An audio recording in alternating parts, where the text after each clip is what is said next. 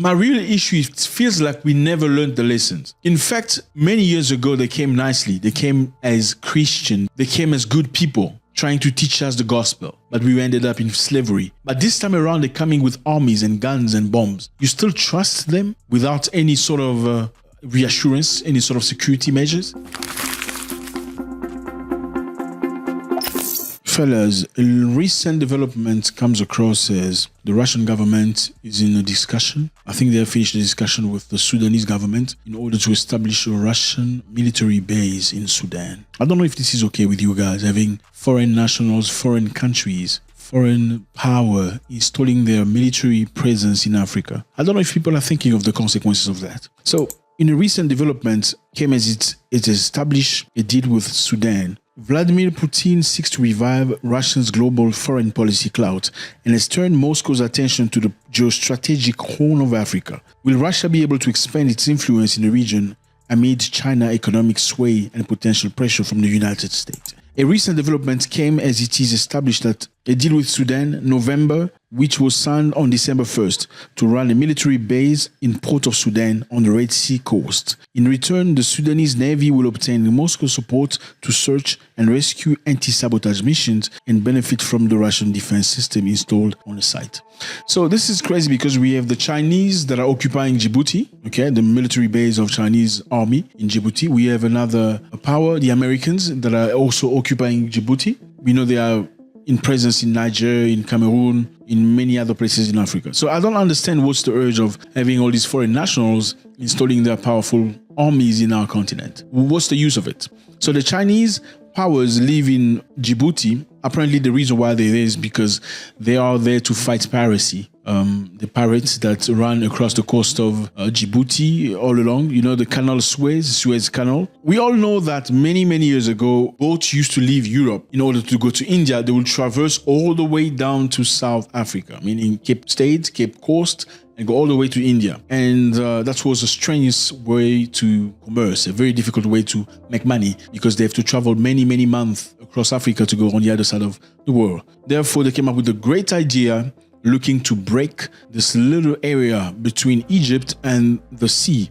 between the Mediterranean and the Red Sea. They needed just to break a little bit to create a stream where the boat could traverse easily and therefore preventing them from spending many months turning around Africa in order to make money. That would be a great deal.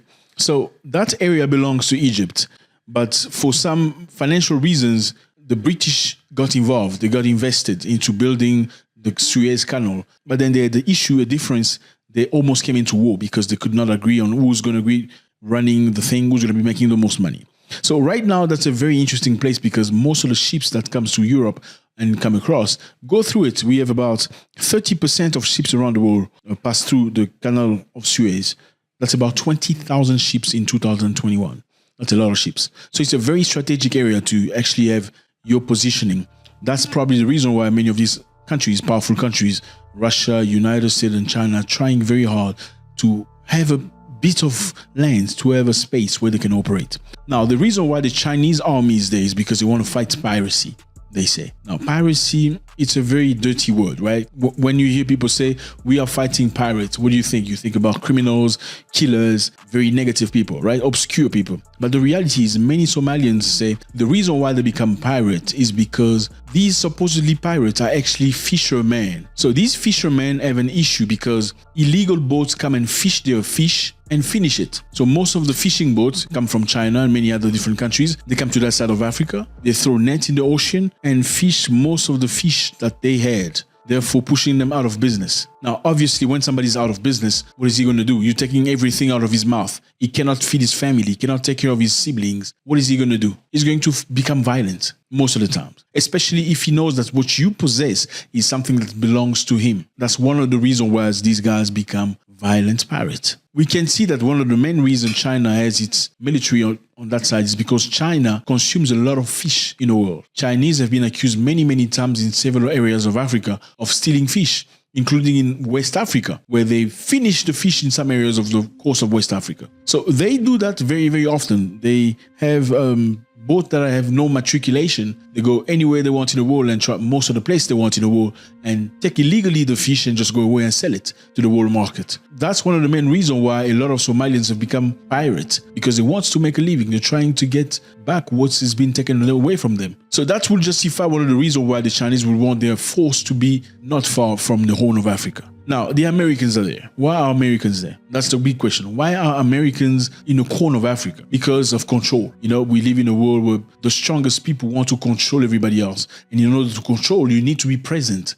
Your presence is very important. Now, the Russians are saying they want to be part of it. They don't want to be left behind. Now, my question remains here. If as African people allow all the time all these powerful countries to bring their base, to create military base, to create infrastructure, to stay with us, and most of the time we don't even know when they're going to leave, because when it's time to leave, it's always issues. I mean, look at France in several countries. Côte d'Ivoire, they created mayhem with Gbagbo. France in Mali created mayhem when Mali asked them to leave. France in many other countries, it's always trouble. It's easy to come in, but when it's time to leave, it becomes an issue. We don't want to leave. Why? Because obviously there is a reason. Why would somebody come into your house and refuse to leave if it's not benefiting from anything positive? That's not possible. I believe if you go to somebody's house and they say you must leave, if you're not gaining anything, you would leave, right? So when you refuse to leave, what does that mean? It means you are getting something from being there. That's the reality of many of these powerful countries in Africa. Why would Africans continue to accept foreign powers into the land while we're not equipped enough to defend ourselves? Just think about it.